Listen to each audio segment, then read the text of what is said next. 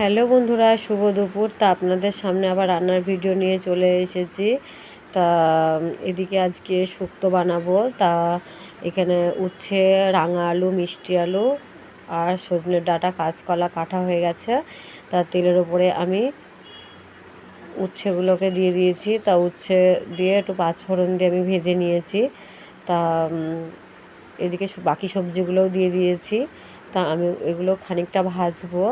তা কিছুক্ষণ ভাজা হয়ে গেলে আমি মশলা দিয়ে দেবো শুক্তোতে। আজকে পোস্ত কিংবা অন্য কোনো মশলা দিচ্ছি না, আজকে মানে আদা জিরে বাটা আর লঙ্কা বাটাই দিচ্ছি।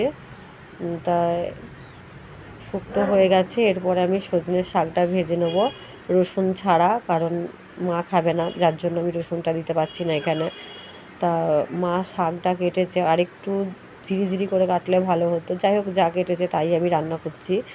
তা লঙ্কা চিড়ে দিয়ে আমি সজনের শাকটা ভেজে নিয়েছি। তা পরিমাণ মতন জল দিয়ে দিয়েছি একটু সেদ্ধ হওয়ার জন্য।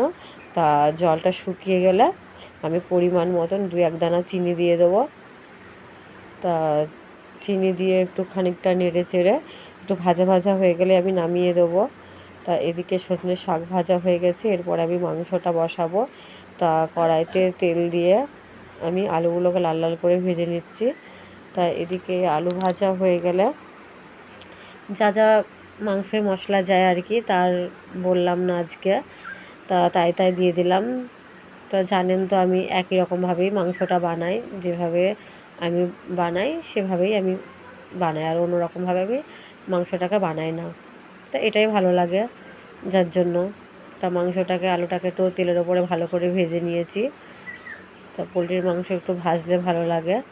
তো এদিকে শিলে বাটা মশলা, যার জন্য আমার মশলাটা অতটা মিহি হয় না, কারণ শিলটা বেশি ভালো বাটা হয় না আর কি। তা এদিকে মশলা কষানো হয়ে গেছে, কিছুটা মাংস কষা তুলে রেখেছি, পরিমাণ মতন জল দিয়ে দিয়েছি। তা মাংস ফুটছে, আলু সেদ্ধ হয়ে গেলে আমি নামিয়ে দেবো একটু গুঁড়ো গরম মশলা দিয়ে। তো দেখতেই পাচ্ছেন বন্ধুরা, তা আমার রান্নার ভিডিও কার কার ভালো লাগে তারা অবশ্যই লাইক কমেন্ট করে জানাবেন তা কেমন হয় রান্নার ভিডিও। তা আবার আগামী দিন অন্য কোনো রান্না নিয়ে আসবো আপনাদের সামনে। তা বন্ধুরা, বাই বাই।